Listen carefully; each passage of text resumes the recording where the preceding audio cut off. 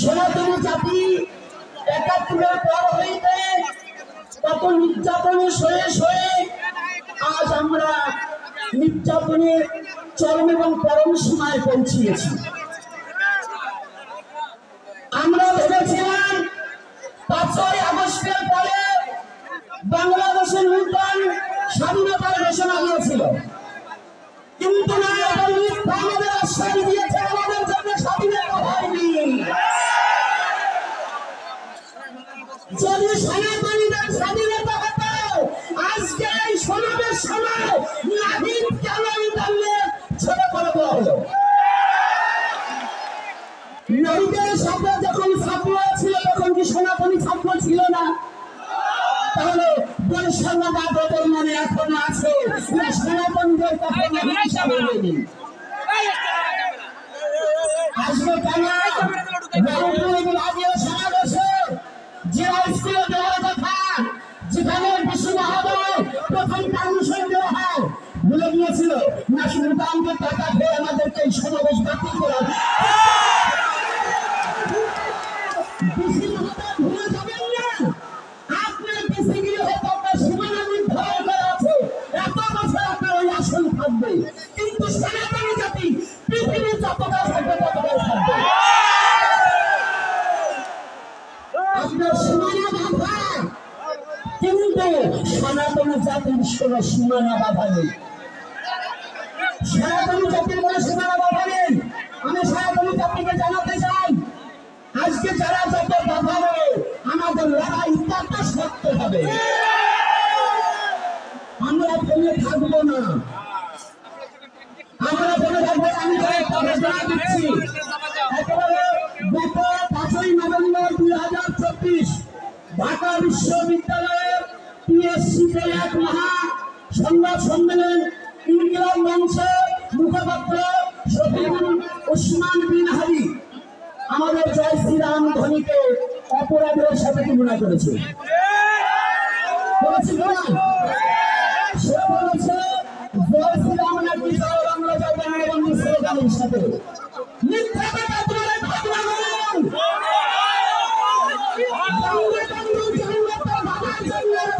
তোমার বাপ দাদার জন্য জয় শ্রীরাম,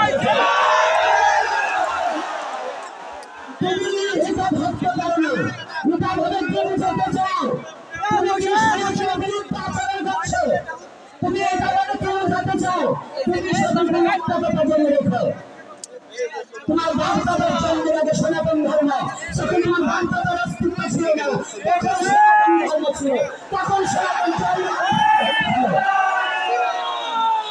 এটা সনাতনকে পরিপূর্ণ করা।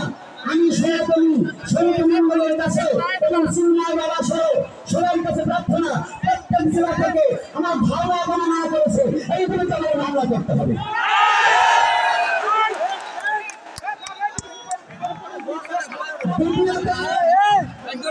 ঘটনা ঘটেছে, আমার দেশ পত্রিকা সম্পাদক মাহবুবুর রহমান বলেছেন আমাদের বিরুদ্ধে।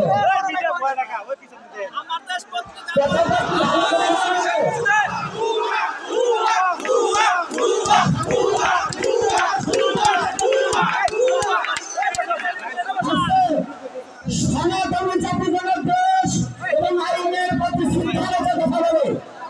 সনাতনী জাতি আইন এবং দেশকে ভালোবাসতে জানি। যারা আজকে সনাতনী জাতিকে, যারা ইসলামকে এবং আমাদের সনাতনী জাতির অন্ধকারীকে যারা রাষ্ট্রদ্রোহী এবং স্বাধীনতার বিরুদ্ধে ঘোষণা করছে, আমি মনে করি তুমি বাংলাদেশে না, আমি কোথায় পাকিস্তান থেকে এসেছি। উনাকে একটু ভালো করে জাস্টিফাই করা উচিত যে সনাতনী যদি স্বাধীনতা বিরোধী কথা বলে তাহলে উনি নিশ্চয়ই পাকিস্তানি। এজন্য যারা যে কথা বলবেন সনাতনীর বিরুদ্ধে, জীবনের ইতিহাসটাকে একটু দেখে নিতে হবে। ইতিহাস না দেখে সনাতনীদের বিরুদ্ধে লড়তে আসবেন না। আমার আরো কিছু কথা আছে যেটা আমি না বলে পারছি না। 8ই নভেম্বর 2024 শুক্রবার এখানে শাহী জামে মসজিদে হেফাজত ইসলাম নামে একটি ব্যানার করে সনাতনীদের হত্যার হুমকি এবং ইসলাম একটা একটা স্তম্ভ ধরে ধরে জবাই কারবালা হয়েছে। কোথায় বাংলাদেশের প্রশাসন, কোথায় বাংলাদেশের প্রধান উপদেষ্টা, কোথায় যে একটা জাতির প্রতি এত বড় কথা বলতে পারে?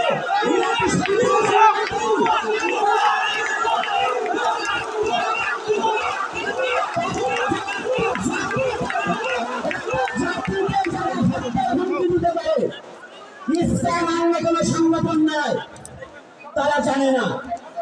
এই বাংলার মাটিতে আমার শ্রীকৃষ্ণ চৈতন্য মহাপ্রভু আদি বিদ্যালয়, আর সেই শ্রীকৃষ্ণ চৈতন্য মহাপ্রভুর আদর্শতাই প্রতিপালন করা হয় ইসলামে। আমি যদি ইসলামের দীক্ষিত নই, তথাপি আমি বলবো এই ইসলাম আর কেউ নয়, এটা বাংলার সংস্কৃতি ধরে তুলছে। তাহলে ইসলামে যদি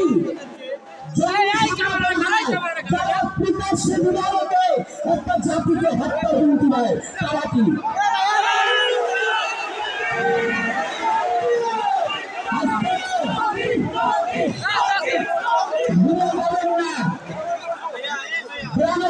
ঘটনার একটু স্মরণ করিয়ে দিতে চাই?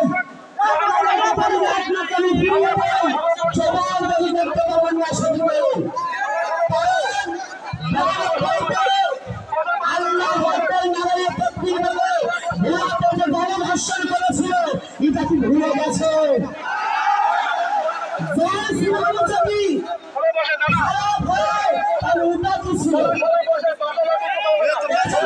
সাম্প্রদায়িক দাঙ্গা বাঁধানোর চেষ্টা করবেন না। মাহবুবুর রহমান সাথে বলে দিতে চাই, আপনি চাচ্ছেন এই বাংলার হিন্দু মুসলমান এক সূত্রে গাথা চলতে চাচ্ছেন, সেই সম্প্রীতিকে নষ্ট করার জন্য ধর্মীয় উস্কানি দিয়ে এই হিন্দু মুসলমান দাঙ্গা বাঁচাতে চাচ্ছে। আমরা এই ফাঁদে পা দেব না, আমরা এই ফাঁদে পাবো না। মুসলমান আমাদের শত্রু নয়, শত্রুদের দেশ কর্মী, যারা সনাতনকে পরিপূর্ণ করতে চায়, ওরা আমাদের শত্রু, কোন মুসলমান শত্রু হতে পারে না। আমি জানাতে চাই, আজকে সনাতনী জাতি এবং সনাতনী যুবক যুবতী এবং মা বাবারা যারা এসেছে, আজকে বিভিন্ন বাড়ি আটকিয়ে দেওয়া হয়েছে প্রশাসনের লোক। আমি প্রশাসনকে জানিয়ে দিতে চাই, ভ্রমণ সিংহকে খুঁজিয়ে যাবেন না। আপনার যতগুলো বাংলাদেশের প্রশাসন আছে, তার চেয়ে সনাতনী জাতি কোনো অংশ কম নাই। সনাতনী জাতি যখন মরতে শিখেছে, কারণ সনাতনী জাতি জানে তাদের কোনো মৃত্যু নাই, মৃত্যু করে আবার তাদের জন্ম আছে। বলে দিতে চাই, রাজপথে প্রত্যেকটা যুবতী যুবতী অন্যায় ভাবে কারোর সাথে কোনো দাঙ্গা করবে না, কিন্তু এরপরে যত সমাবেশ হবে, আমাদের প্রাণের আলো কথা দাবি যতদিনকে কিন্তু মেনে না নেবে, যেখানে আমাদের এক করবে, ওখানেই আমাদের সমাবেশ হবে, ওখানেই আমাদের সমাবেশ হবে। আর বৃদ্ধাই আমি করবো না। তাই আপনারা যাওয়ার সময় আমাদের অনেক কুচক্র বহনকারী আমাদের চেষ্টা করবে, যারা আজকে সংক্ষিপ্তই করবে, কিন্তু তার মধ্য দিয়ে একটা কথা বলে যাচ্ছি, আমাদের যুবক ছেলে মেয়েদেরকে লাঠি চার্জ করে তাদের হতাহত করা হয়েছে, তাদের আঘাতপ্রাপ্ত করা হয়েছে। অতি সত্ত্বর এই প্রশাসনিক ভবন থেকে এই বিচার যদি না করা হয়, আগামী সমাবেশ আরো জোরালো করা হবে, ভয়াবহ হবে। এরপরে থেকে প্রতি গ্রামে গ্রামে সংগঠন গড়ে তুলুন। আর আপনাদের বলছি, আমরা কোনো এজেন্টের টাকা নেব না, আমরা কোনো দেশের টাকা আমাদের প্রয়োজন নাই। আপনারা ভিক্ষা করে দেবে এই সমাবেশের সহযোগিতা করবেন। আমাদের যা আছে তাই দিয়ে আমরা সমাবেশ, আমরা খাইয়ে সমাবেশ করি না, আমরা ঘুষ নিয়ে সমাবেশ করি না, আমরা কিষাণ কিনে সমাবেশ করি না, আমরা ভালোবাসার সনাতনকে ভালোবেসে সংঘবদ্ধ হবে। আজকের মধ্যে এখানে আমি কথা সংক্ষিপ্ত করছি। আপনারা সকলে সুস্থ থাকুন, ভালো থাকুন, সনাতনকে ভালোবাসে এগিয়ে আসুন, নিজের স্বধর্মকে রক্ষা করুন। জয় শ্রীরাম।